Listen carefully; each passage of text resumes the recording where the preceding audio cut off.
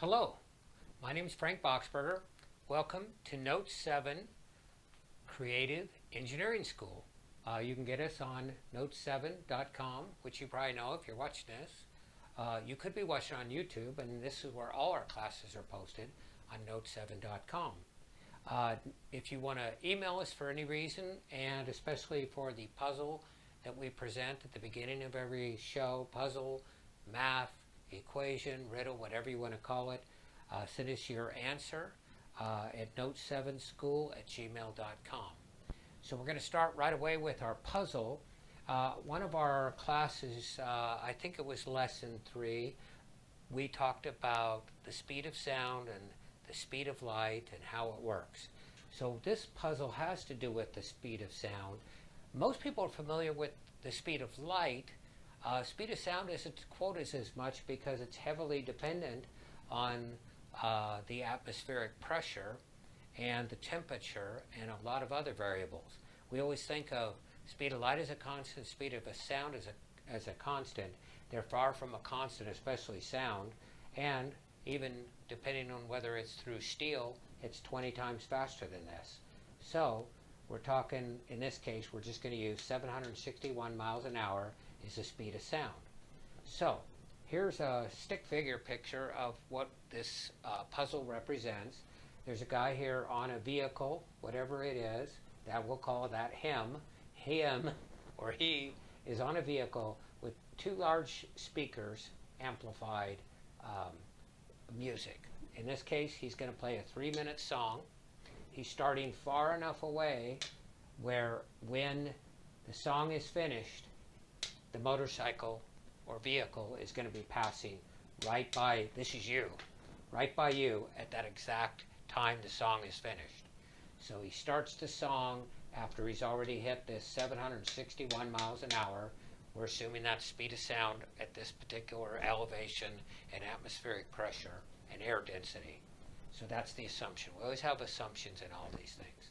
The ground is flat. He's headed for us. The other assumption, which is a little far-fetched, is he can hear the sound the same volume when it's all the way starting on 0 or 1 second of the song, and the same volume when it passes. Of course, that's erroneous because the song would continue to get louder. That's assumption 2. The song starts, he's already doing 761 miles an hour. It's a 3-minute song, and voila, here we are right there. And the question is simply, what do you hear over that period of 3 minutes? You have to describe what you're hearing. We're going to also assume that in this case the motorcycle or vehicle makes no noise. It's an electric motorcycle that can go 761 miles an hour. That's answer or question number 1. What do you hear? Now, as soon as he passes by you, this same song starts all over. So a split second, millisecond, he passes, the song starts again, and he continues at that same 761 miles an hour. The song plays for 3 minutes. You notice he has a speaker on the back too. Now what do you hear? So question number 2, what do you hear after he passes? Those are the 2 questions. Describe it the best you can at note7school@gmail.com. Okay, that's the puzzle.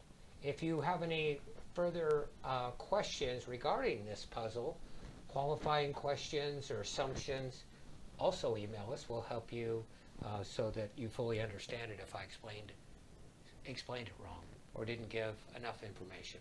Okay, today in the class I wanted to talk about patents, and U.S. patents is what we're going to focus on.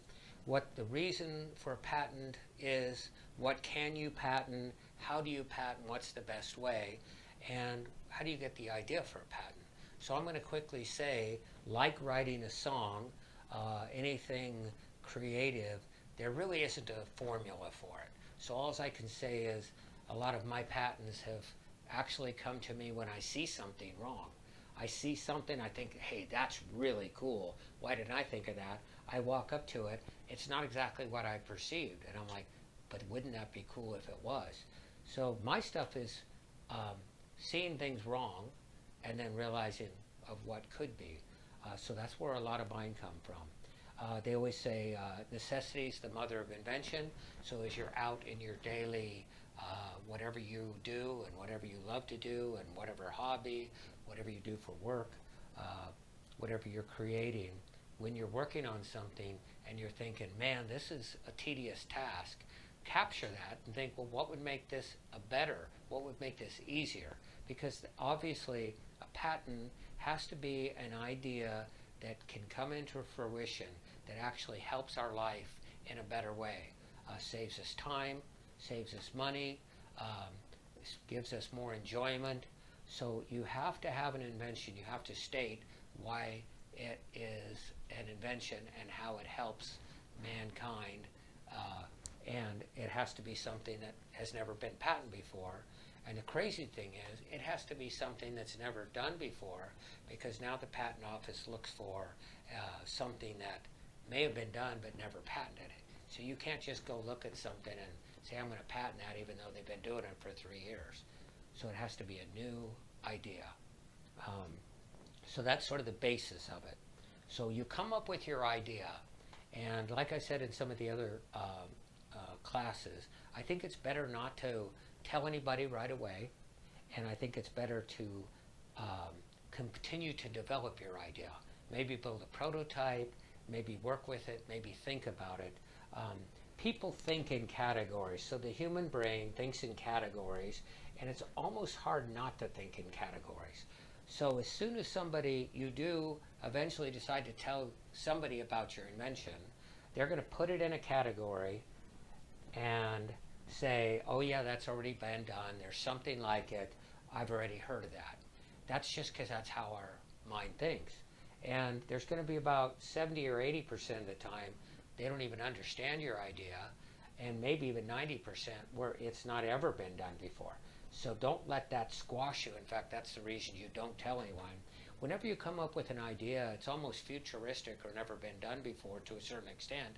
So our minds have to put it in a category and then exclude it as saying that's already been done because we don't understand it.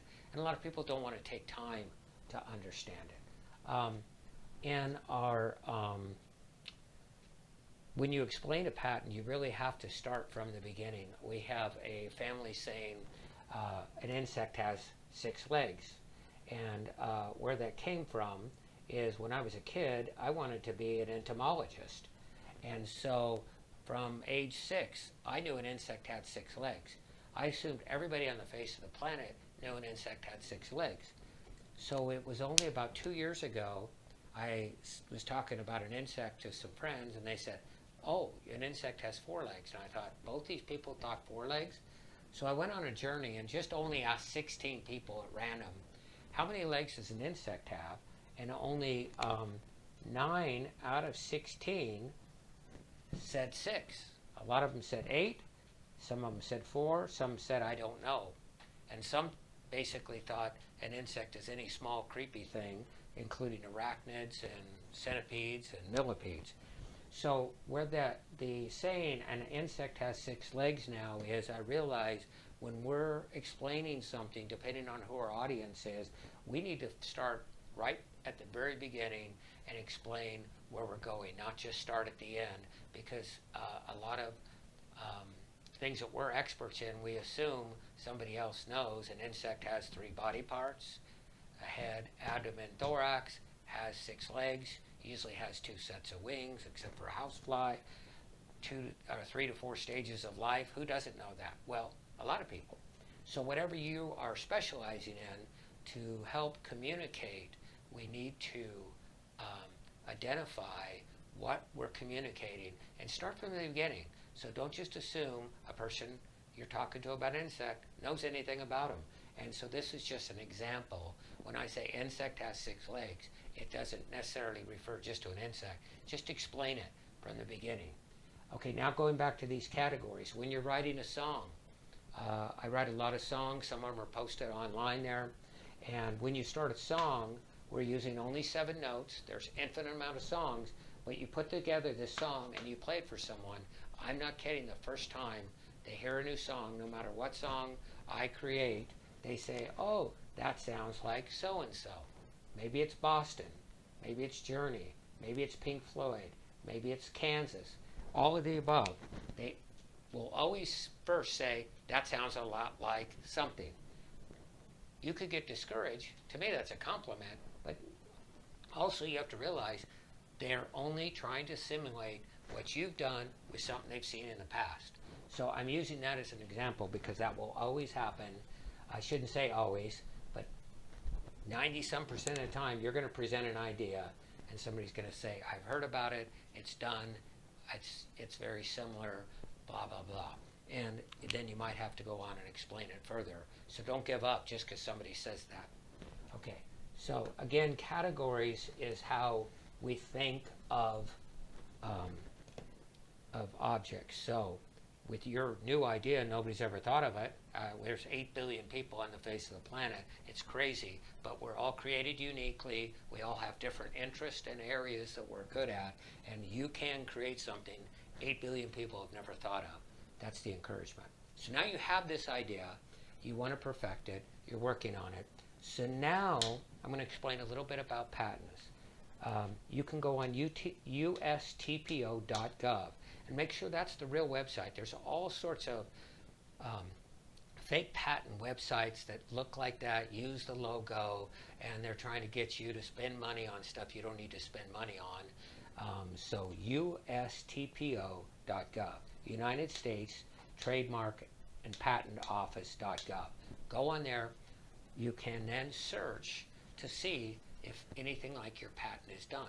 Now, I don't like you to search too soon because you haven't developed your idea yet.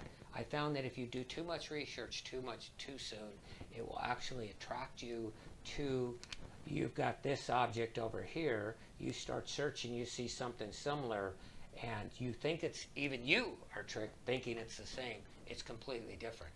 It looks the same, it has some of the same gizmos, but you really have to read the text and get deep into it, and you might find it's nowhere close to yours. It's happened many a times, and if I'd searched too soon, I would have given up and said it has been done. So even you will think that, or I would think that.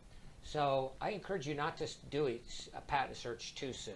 Maybe when you get really close to thinking that this is unique, search, but then really read the abstract, the very beginning of what it really is, and you might find out that it looks like yours, it acts like yours, but it's for a completely different purpose or a different way of getting that purpose across, and that is a patent. There has to be something different and unique. Two things can do the same thing. A ball can bounce, but one of them might be made out of a different kind of material surrounded by one little thing that makes it either bounce higher, maybe it preserves it from UV light, whatever it is, and that is what you patent. So that's number one. So now you've done that, and that's free. You can pay $300, or you can do that. That's the one thing you can do absolutely for free and get an idea of what's out there.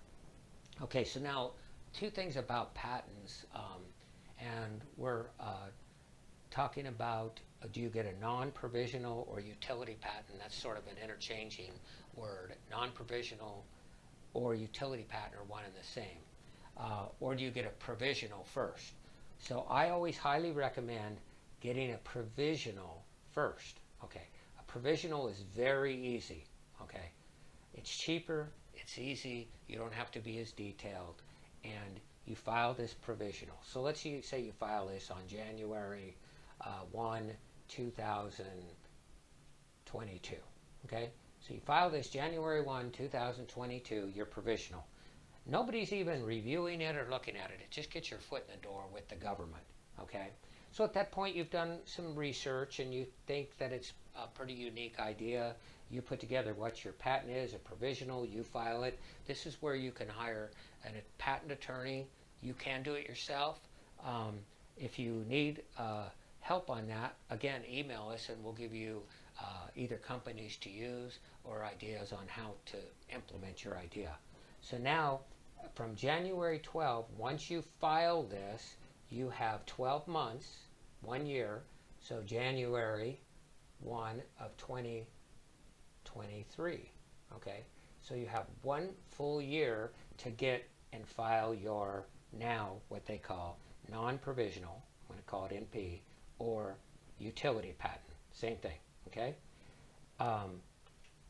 So I don't know how to spell utility. Okay, so anyway, you file that, and then that is examined. Your non-provisional patent will be examined, and it can take 1 year to 3 years to get approved. Okay, and they're all different. I've turned some in at the same time. I'll get some back after 6 months, fully approved.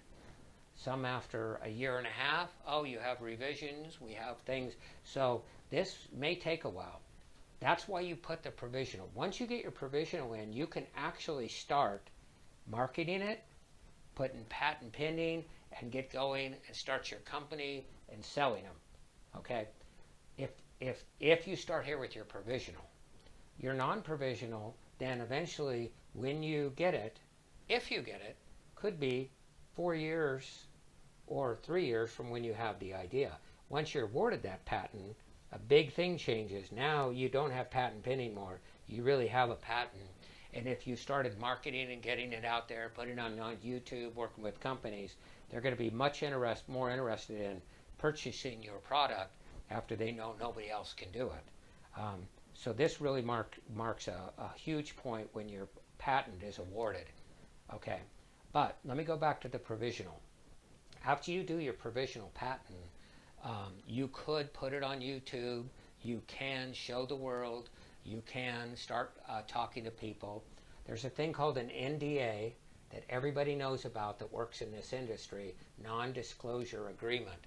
So a lot of times you may have and want to, and we have a standard one we could even send you, again, Notes7 school@gmail.com. And you have both parties sign as you talk about it. They're not supposed to steal your idea. But it almost doesn't matter once you have this filed. It really helps for you up. So now you can start it. You've got your provisional. You can talk to people and move on. Okay, so now a lot of people don't want to do the provisional, and I'm going to tell you the pitfalls. So once you file, if you skip that, you file a real non-provisional. Well, at that point, you're locked into what you file.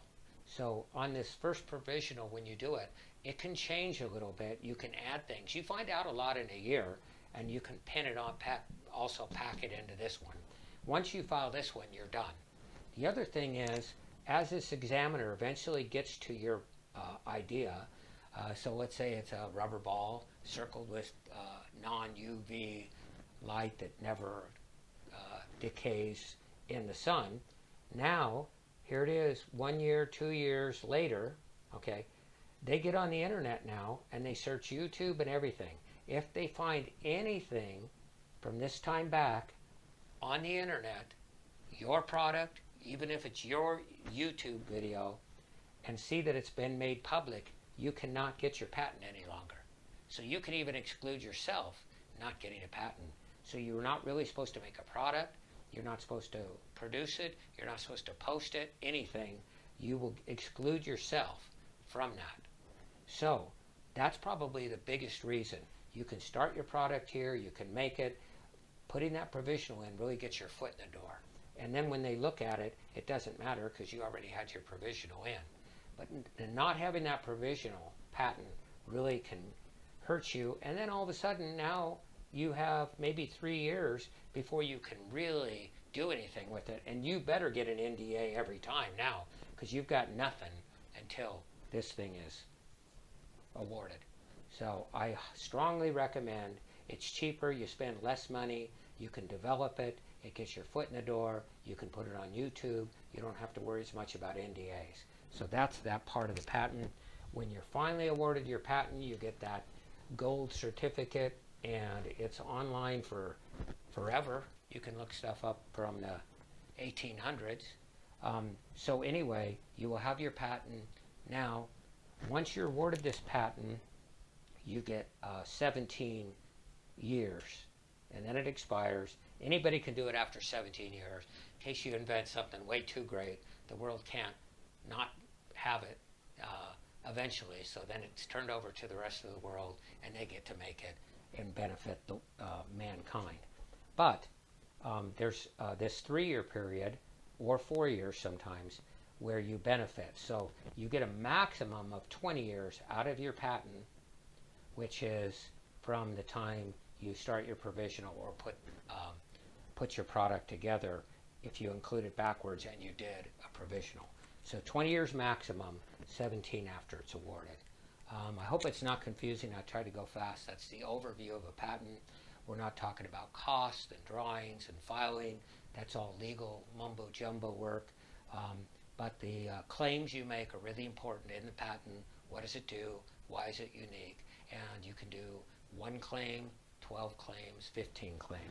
So that's the overview on patents, ideas, how to get ideas, categories, how to explain it to people when you do need to eventually work it out, and then how to promote it and that kind of thing. On the next class, we're going to talk about personality types. There's 4 main personality types, and so when you do talk to people about your ideas, and it doesn't have to be patents, it can be any idea you have that you want to move forward with, an idea for a new business plan, an idea for anything you have on your creative list, how to best communicate. And so we're going to study the 4 different personality types so you know how to communicate after you quickly assess what personality type you're talking to. You want to speak their language. Okay, that's it for this class. I'll see you next time. Thank you. Bye.